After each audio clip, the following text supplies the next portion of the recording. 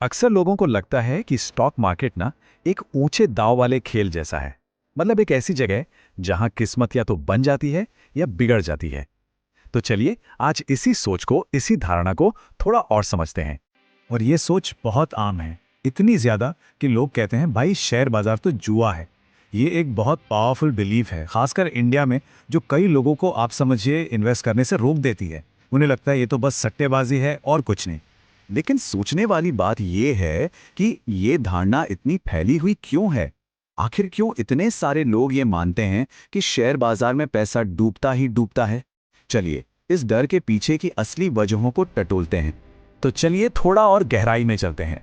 देखिए, सच तो यह है कि ज्यादातर नुकसान मार्केट की वजह से नहीं होता। नहीं, बल्कि यह हमारी अपनी कुछ आम गलतियों और हमारी मानसिकता, हमारे माइंडसेट की वजह से होता है।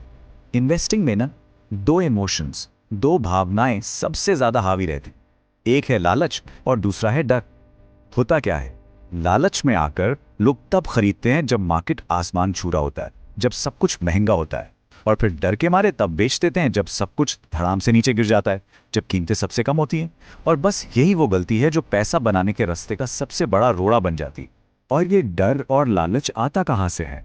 यह आता है शोर से। कैसा शोर? टेलीग्राम पर हॉट टिप्स, यूट्यूब पर sure short stocks, WhatsApp group की सलाहें। असल में ये जो ज्यादातर टिप्स होती है ना, ये सलाह देने वाले को फायदा पहुंचाती हैं, खरीदने वाले को नहीं। इनसे मुनाफा तो छोड़िए, घबराहट और बढ़ जाती है।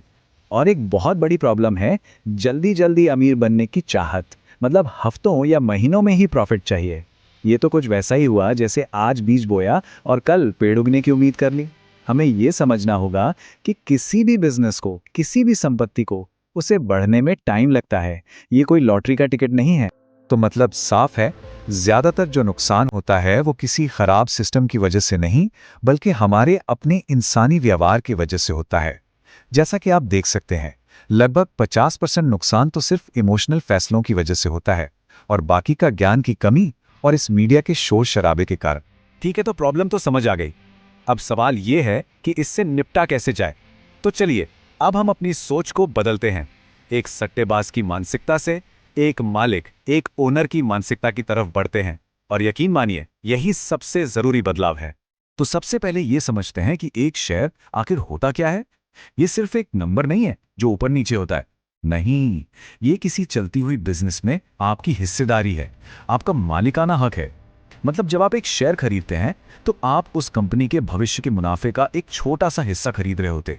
आप उस बिजनेस के पार्टनर बन जाते हैं। बस ये एक सोच पूरी गेम को सट्टेबाजी से बदलकर बिजनेस ओनरशिप बना देती। तो फिर एक मालिक की तरह कैसे सोचा जाए?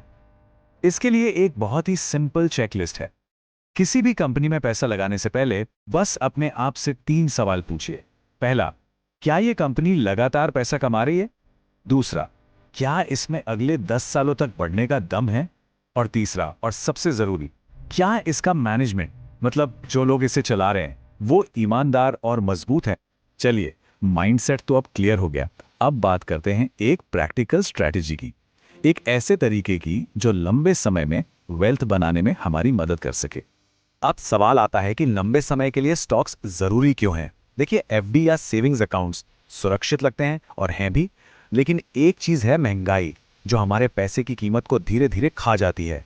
इसलिए अगर सच में वेल्थ बनानी है और महंगाई को हराना है, तो स्टॉक मार्केट में निवेश करना बहुत जरूरी हो जाता है।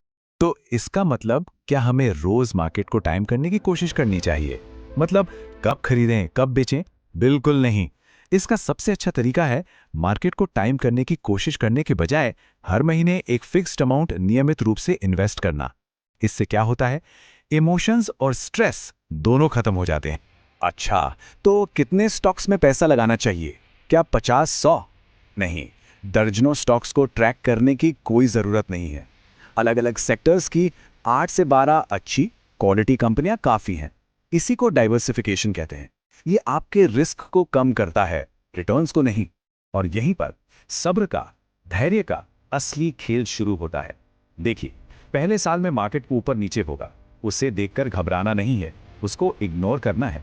5 साल बाद आपको उस बिजनेस की ग्रोथ का असर दिखने लगेगा, और 10 साल या उससे ज्यादा समय के बाद आप वेल्थ कंपाउंडिंग की असली ताकत को महसूस करेंगे। तो अब तक हमने जो भी बातें की उनका सार क्या है?